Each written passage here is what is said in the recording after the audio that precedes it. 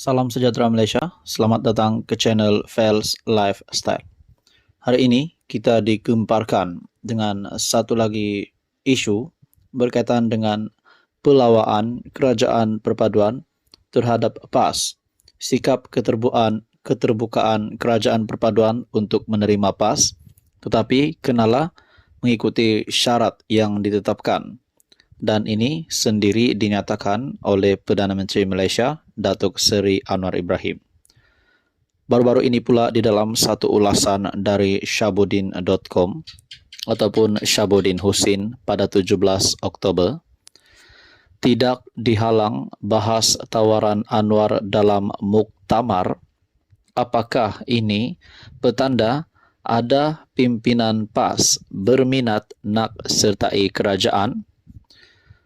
Dalam ulasan dari Syabuddin Husin, PAS mengamalkan sistem terbuka dan tidak akan menghalang mana-mana perwakilan membahaskan sebarang isu termasuk tawaran menyertai kerajaan perpaduan sepanjang muktamar tahunan parti itu. Bagaimanapun, menurut timbalan presidennya, Tuan Ibrahim Tuan Man, isu tawaran menyertai kerajaan pimpinan Perdana Menteri Anwar Ibrahim dijangka tidak menjadi topik utama. Ini kerana menurutnya ahli PAS sangat memahami dasar permuafakatan politik bersama rakan-rakan komponen dalam Perikatan Nasional. Keputusan pilihan raya umum dan pilihan raya negeri jelas bahawa rakyat bersama PN. Kami akan terus bertahan janji dan komitmen kepada pengundi. Oleh demikian, saya menjangkakan isu ini tidak menjadi topik utama kerana ahli parti memahami dasar permuafakatan politik PAS di dalam Perikatan Nasional, katanya yang dipetik portal utusan Malaysia. Anwar dalam temu bual bersama Time Magazine yang disiarkan dalam talian pada 11 Oktober berkata dia pernah menjemput PAS bersama kerajaan perpaduan pada tahun lalu. Bagaimanapun, Anwar berkata, syarat dasar utama ialah agar PAS menerima bahawa walaupun Islam adalah agama bagi persekutuan, Malaysia adalah sebuah negara berbilang kaum, berbilang agama, dan setiap rakyat mempunyai tempat. Namun, katanya, pelawaan itu telah ditolak. Perdana Menteri bagaimanapun memberi gambaran bahawa pintu untuk PAS menyertai pentadbirannya masih terbuka. Dalam pada itu, Tuan Ibrahim berkata, isu Palestin adalah antara topik yang bakal disentuh oleh semua perwakilan, termasuk muktamar tiga sayap parti, iaitu Dewan Ulama, Dewan Muslimat dan Dewan Pemuda PAS. Saya jangka ada tiga isu besar. Pertama, isu kos sara hidup dan ekonomi. Kedua, isu pemerkasaan parti daripada segi penyediaan barisan kepimpinan dan pelapis akan datang. Ketiga, saya lihat isu nasional iaitu isu yang berlaku di Palestin. Saya lihat para perwakilan agak teruja untuk muktamar kali ini lebih-lebih lagi dengan pencapaian kita dalam PRU15 dengan memenangi 4 negeri.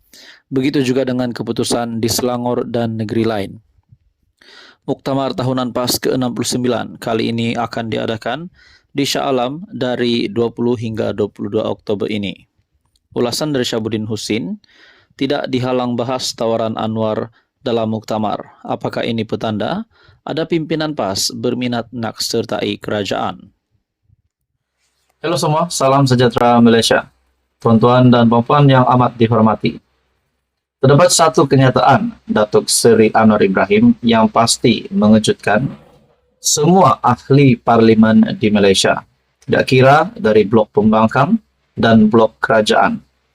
Sekiranya apa yang diumumkan Datuk Seri Anwar Ibrahim ini akan menjadi kenyataan, sudah pasti ini akan menjadi kejatuhan kepada Perikatan Nasional. Tuan-tuan dan puan, seperti yang kita tahu, Perdana Menteri sebelum ini juga pernah memberikan tawaran kepada kepimpinan PAS untuk masuk dalam kerajaan perpaduan, dilihat untuk memikat PAS, tetapi sehingga hari ini belum ada respon penolakan dan maupun respon positif. Tetapi saudara-saudara, baru-baru ini sekali lagi Datuk Seri Anwar Ibrahim dalam satu artikel dari Malaysia Kini, Perdana Menteri tak tolak PAS sertai kerajaan jika syarat dasar diterima. Ketika Anwar Ibrahim mengangkat sumpah sebagai Perdana Menteri sebuah kerajaan perpaduan tahun lalu, dia telah memberikan tawaran untuk PAS menyertai kerajaan. Nah, persoalan yang timbul adalah kenapa Datuk Seri Anwar Ibrahim sebagai Perdana Menteri Malaysia yang ke-10 hanya memberi tawaran kepada PAS, bukan kepada parti-parti lain di dalam Perikatan Nasional, khususnya Bersatu. Nah, saudara-saudara, bermakna kalau PAS akan masuk di dalam kerajaan perpaduan, satu blok PAS masuk dalam kerajaan perpaduan, makna kata Perikatan Nasional tinggallah Presiden Bersatu Muhyiddin Yassin, tinggallah Bersatu, tinggallah Gerakan. Nah, adakah ini akan menjadi satu mimpi ngeri buat Muhyiddin sekiranya perkara ini berlaku? Menurut artikel ini, walaupun PAS menolak tawaran itu, ketika itu Anwar berkata, dia tidak akan menghalang kerjasama itu pada masa hadapan. Makna kata, kepimpinan kerajaan perpaduan yang dipimpin oleh Datuk Seri Anwar Ibrahim sentiasa terbuka untuk menerima PAS menyatakan sokongan kepada kerajaan perpaduan. Begitu juga yang kita dengar baru-baru ini, satu MP dari Bersatu, yaitu Iskandar Zulkarnain, juga telah menyatakan sokongan kepada kepimpinan Datuk Seri Anwar Ibrahim ataupun kerajaan perpaduan, tetapi masih setia di dalam Bersatu.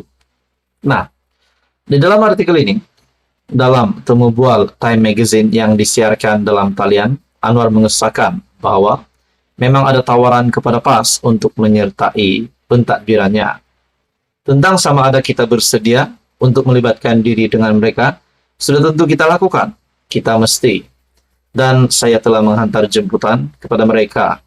Saya telah terbuka dengan idea itu sejak awal.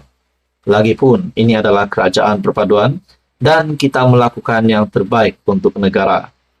Bagaimanapun, Anwar berkata, syarat dasar utama ialah agar PAS menerima bahwa walaupun Islam adalah agama bagi persekutuan, Malaysia adalah sebuah negara berbilang kaum dan setiap rakyat mempunyai tempat. Ditanya apakah jawaban PAS? Ini yang dinantikan. Anwar mendakwa tidak ada penolakan. Yang pertama, tidak ada penolakan yang jelas maupun respons positif. Adakah di sini PAS sedang menimbang, sedang berfikir-fikir untuk menyertai kerajaan perpaduan? Seperti yang saya ingat, 40 lebih MP PAS kalau mereka menyatakan sokongan, sekiranya Hadi Awang sebagai presiden akan menyatakan sokongan kepada kepimpinan Datuk Seri Anwar Ibrahim, apa akan berlaku kepada Perikatan Nasional? Dan kalau ini benar, PAS akan masuk di dalam kerajaan perpaduan, satu blok PAS, sudah pasti tidak lagi ada kuasa pembangkang, kuasa kedua, apatah lagi kuasa ketiga yang mampu untuk menandingi kepimpinan kerajaan perpaduan.